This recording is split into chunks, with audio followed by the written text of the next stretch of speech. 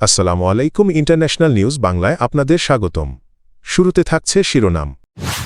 Iran পুরোপুরি পরাজিত চুক্তি করতে চায় ট্রাম্প।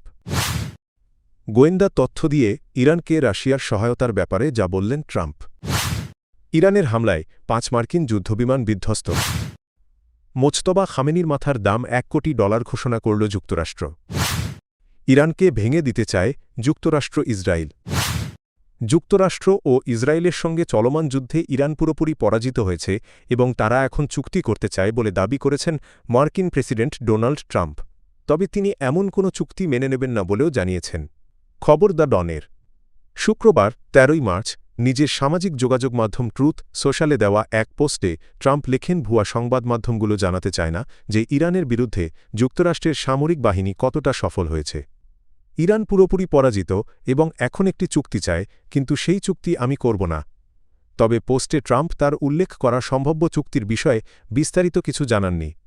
এর আগে ট্রাম্প বলেছিলেন, যুক্তরাষ্ট্র ইরানের তেলকেন্দ্র খার্গ দ্বীপের সামরিক লক্ষ্যবস্তুতে ব্যাপক বোমা হামলা চালিয়েছে। একই সঙ্গে তিনি জানান, মার্কিন নৌবাহিনী শিগগিরই হরমুজ প্রণালী দিয়ে চলাচলকারী তেলবাহী জাহাজগুলোকে নিরাপত্তা দিয়ে এগিয়ে নিয়ে যাবে। এদিকে ইরানের কর্মকর্তারা যুদ্ধ চালিয়ে যাওয়ার অঙ্গীকার করলেও ট্রাম্প দাবি করেছেন, সামরিক অভিযানে ইরান কার্যত পরাজিত হয়েছে।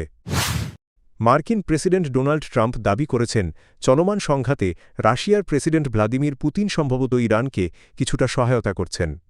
ফক্স নিউজকে দেওয়া এক সাক্ষাৎকারে ইরানকে রুশ সহায়তার বিষয়ে প্রশ্ন করা হলে ট্রাম্প বলেন, তার ধারণা পুতিন হয়তো তেহরানকে সামান্য সাহায্য করছেন।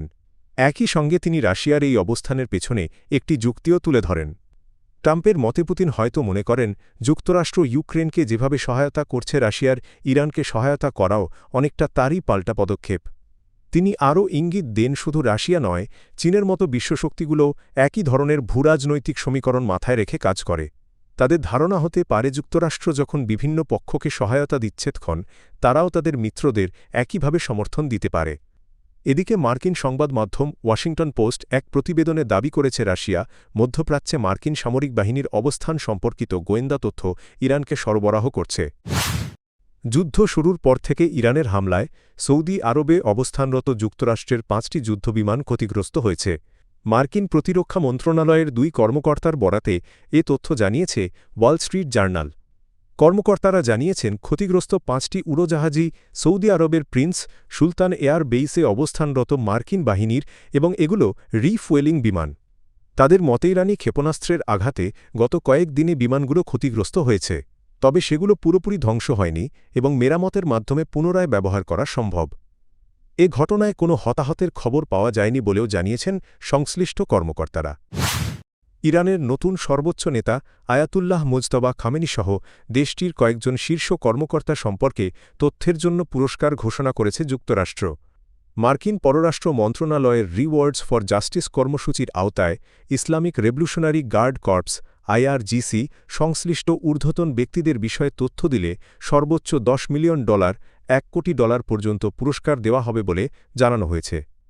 মার্কিন পররাষ্ট্র মন্ত্রণালয়ের ডিপ্লোম্যাটিক সিকিউরিটি সার্ভিস প্রকাশিত একটি ব্যানারে ইরানের নতুন সর্বোচ্চ নেতা মোজতবা খামেনি তার নিহত বাবার deputy chief of staff Ali Asghar Hejazi এবং শীর্ষ নিরাপত্তা কর্মকর্তা আলী লারিজানিকে ওয়ান্টেড তালিকায় অন্তর্ভুক্ত করা হয়েছে। তালিকায় আরও রয়েছেন সর্বোচ্চ নেতার সিনিয়র সামরিক উপদেষ্টা ইয়াহইয়া রহিম, সাফাভি স্বরাষ্ট্রমন্ত্রী এসকান্দার মোমেনি এবং গোয়েন্দা মন্ত্রী ইসমাইল খাতিব। চলমান যুদ্ধে ইরানকে দুর্বল করে দেশটিকে ভেঙে দেওয়ার চেষ্টা করছে যুক্তরাষ্ট্র ও ইসরায়েল, এমন মন্তব্য করেছেন ইরানের প্রেসিডেন্ট মাসুদ পেজেশকিয়ান। খবর আল জাজিরার। মাসুদ পেজেশকিয়ান বলেন, যুক্তরাষ্ট্র ও ইসরায়েল ইসলামী প্রজাতন্ত্র ইরানের বিরুদ্ধে যুদ্ধ চালিয়ে দেশটিকে দুর্বল ও বিভক্ত করার পরিকল্পনা করছে। তিনি আরও বলেন, যুক্তরাষ্ট্র ও জায়নিস্ট শাসকগোষ্ঠী এমন লক্ষ্য অনুসরণ করছে যার মাধ্যমে তারা ইরানসহ বড় বড় ইসলামী দেশগুলোকে দুর্বল ও বিচ্ছিন্ন করে দিতে চায়। ইরানের প্রেসিডেন্ট বলেন, এসব চাপ ও হামলার মধ্যেও ইরান নিজেদের অবস্থান থেকে সরে যাবে না এবং দেশের সার্বভৌমত্ব রক্ষায় দৃঢ়ভাবে প্রতিরোধ চালিয়ে যাবে।